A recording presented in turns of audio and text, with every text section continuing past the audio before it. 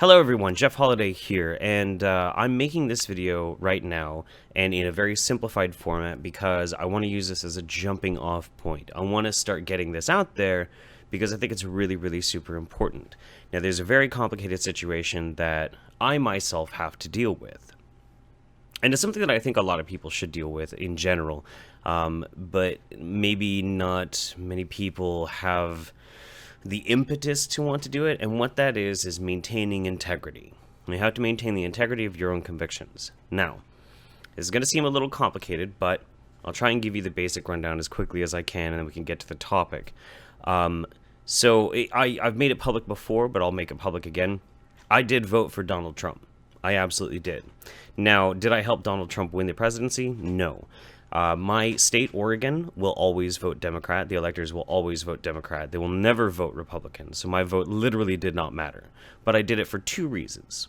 Number one, to piss people off. I genuinely did, for the majority, I did it to piss people off on Facebook who had things like, if you voted for Donald Trump, you're not my friend, fuck you. So it was like me weeding people out who are ideologues. So, bye Felicia. But number two, the most important thing to me in that election was war. And not that I necessarily think Donald Trump is a peace-loving beatnik who wants to bang his fucking hippie drum and, you know, all that kind of shit. But did I see the very real possibility of prolonged war with Clinton? Yes. And I did not approve of that. And so because of that conviction, I had to vote the way that I did. Now, it's not a perfect situation. And it wasn't necessarily the way I wanted to vote, but it was the choice that I was given. However, previously to that, and in every other type of election, I always vote for one basic priority above all else, and that is science. Science and education.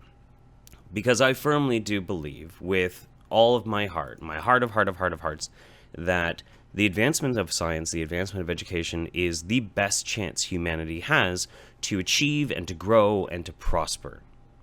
I genuinely believe that. So usually I always have to vote that way. Now, when you're stuck at a position when you have two political parties in the United States of America, on one side is the Democrats, on one side is the Republicans, and neither of them are actually pro-science platforms, you start running into a bit of a problem. On one side, Democrats overwhelmingly reject the use of genetically modified organisms. They do so out of basically marketed fear, and it has no basis in reality whatsoever. I've made videos about GMOs plenty of times. Maybe I should start making them again. I don't know. But on the other side, you have Republicans, and as has been shown now, we now have a president-elect who seems to be an anti-vaxxer. And that's a problem. That's a very big problem. And it's a problem we're gonna have to talk about. Now, I know some of you are big fans of Donald, and that's okay. That's fine. I don't hate anybody for their ideology or who they like or who they're politically aligned with. That's okay. That's totally fine. I find him really amusing, and I think some of his actions are a bit refreshing. But I have my problems with him, and this science one is probably my biggest one that I have with him. My absolute biggest, because it is dangerous. It can actually potentially really hurt people, and what's worse, it can hurt the most innocent and vulnerable of us, children. So we're going to have to talk about it, and I'm going to use this as a platform to check out two articles real quick with you, just so you can have a jumping off point of understanding where I'm coming from. Now, with the rise of the Republican Party and the right, there is a potential for more interesting pseudoscience stuff happening and rapid fire. We'll see how it goes. If it does get to be so bad, maybe I'll even do a weekly thing. I used to write for a website called This Week in Pseudoscience, which I think is really funny because I ended up being a huge fan of Sargon and his This Week in Stupid. So maybe I'll do something specifically about pseudoscience. I don't know. We'll see. If there's enough of a call for it, we'll do it. So anyway, let's get to these articles. So the first one is from Science Blogs, and it's posted by Orac. I've been following Orac for a while. I don't always agree with what Orac posts, but Orac is pretty good in that he doesn't necessarily get too political. He tries to stick to the issue, so I really appreciate what he has to say. This week hasn't been a particularly good week for science. It started out on Monday with news of the social media storm over the weekend over a blatantly anti-vaccine screed published the Friday before by the director of the Cleveland Clinic Wellness Clinic. Then, towards the middle of the week, we learned that our president-elect Donald Trump had met with an anti-vaccine loon of the worst variety, someone whose misinformation I've been dealing with since 2005, in order to discuss some sort of commission on vaccine safety, or autism. It's not clear which. And before we continue, I should probably make mention, there is no connection between vaccines and autism. There's not. Anybody who tells you there is, doesn't know what they're talking about, and they're lying to you. Let's take a look at his vaccine skepticism. Robert F. Kennedy Jr. is so skeptical of vaccines that he has compared vaccine-induced autism to the Holocaust on at least 2 occasions that I'm aware of. He has referred to children with autism as having their brains be gone or having their brains be imprisoned, like prisoners in Nazi death camps. Let's unpack that again for a moment. Prisoners in Nazi death camps did not survive long. Death camps are referred to as death camps, as opposed to work camps or concentration camps, because most prisoners there were only for a brief period of time before the Nazis killed them, usually by gas chamber. This man thinks that this is an appropriate metaphor for autism and vaccines, and if autism is like being imprisoned in a death camp, who are the people who imprisoned them?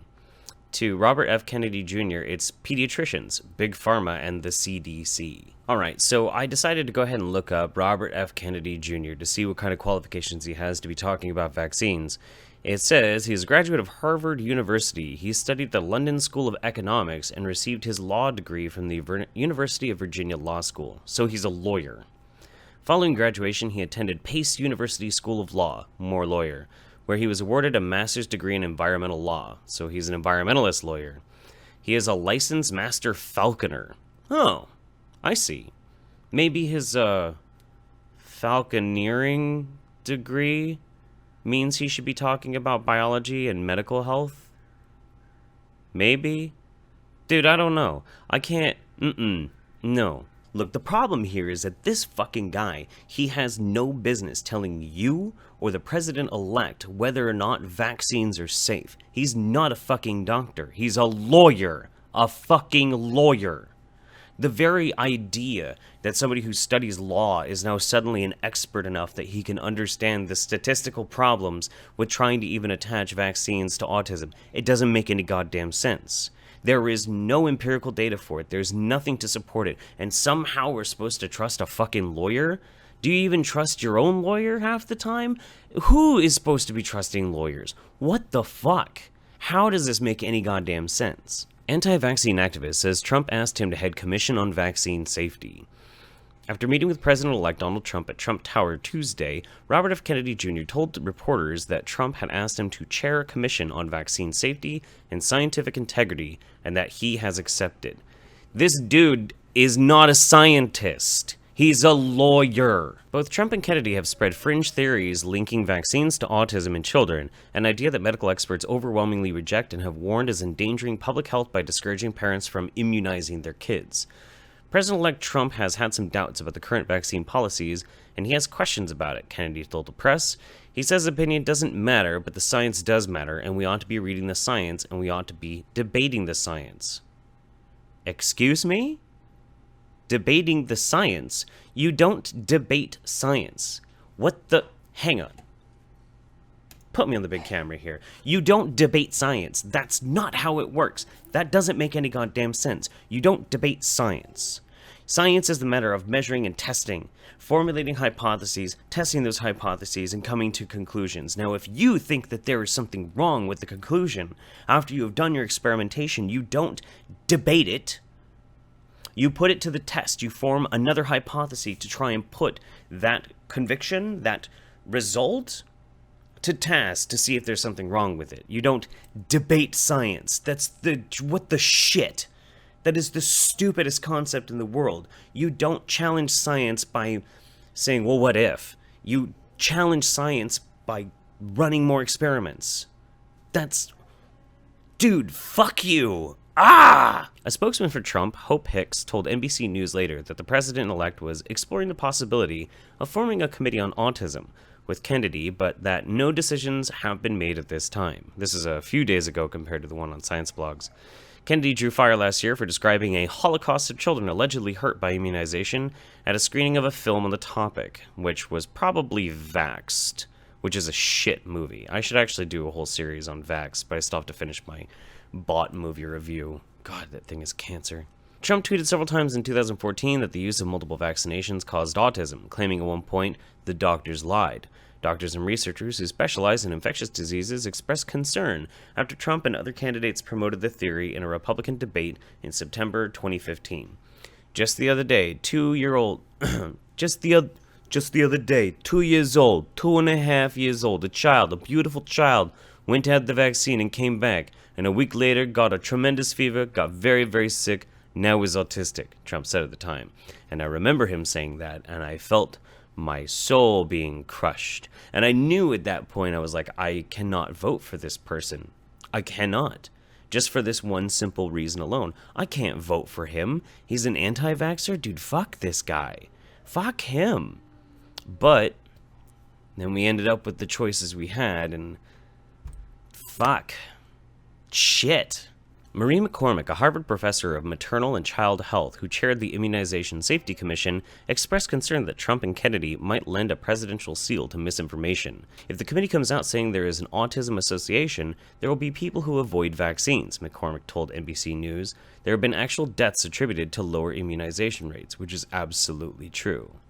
Dr. Peter Hotez, the president of the Sabin Vaccine Institute and father of an adult daughter with autism, said he feared the commission could provide new momentum for vaccine skeptics at home and abroad. So why am I doing this now? What's the impetus for me to start attacking this at this point? Well, this morning somebody sent me a story that was posted on Reddit. I'm not going to share it, not yet. I'm trying to get in contact with the person who wrote it to see if I can share it, where they lost a child, a very, very young child, because somebody who was babysitting that child was an anti-vaxxer.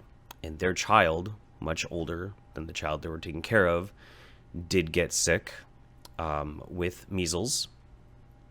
And then that child infected this infant, and the infant died.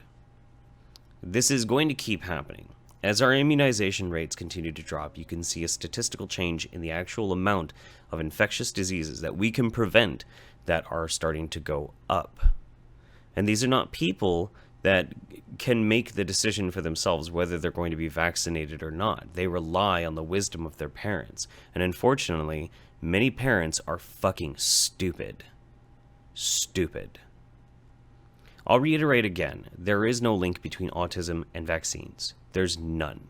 If I need to, I'll make yet another video and I will detail all of the science of exactly how there is no link and why this came about. I'll do it again until I'm blue in the face if it will fucking help, but it's just the basic reality. And as much as I want to be hopeful for the future, and as much as I hope we're better off with Mr. Trump than Mrs. Clinton, at least in regards to war, this is not something that I can just let pass. I can't. The memes are great. Watching him take the piss out of CNN, man, it's great. It's fun. But this is bad. This is really bad. And it's something that we're going to have to pay attention to. And hopefully even the most fervent Donald supporters can look at this with a skeptical consideration and keep in mind that whereas you might really like the God Emperor Donald Trump, maybe he might be really fucking wrong on this issue. Really wrong.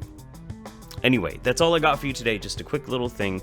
Let me know if you think there's enough out there in the world for me to do a weekly pseudoscience like wrap-up video. That would be interesting. Could be fun.